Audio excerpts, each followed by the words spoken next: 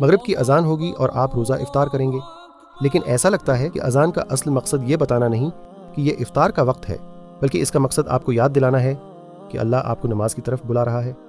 आप ये आवाज़ सुनेंगे लेकिन शायद आप नमाज के लिए ना जाएं। मुझे नहीं मालूम कि आप ये वीडियो कहाँ देख रहे हैं, यूट्यूब या इंस्टाग्राम पर, कहीं भी, लेकिन अल्लाह कभी कभार ऐसी वीडियोस को आपके सामने अचानक ले आता है। शायद आप कहें कि ये महज एक इत्तेफाक है, या शायद आप ये कहें कि इसमें मेरे लिए कोई पैगाम है। लेकिन इस वीडियो को देखने से पहले भी नमाज आप पर फ़र्ज थी, है ना?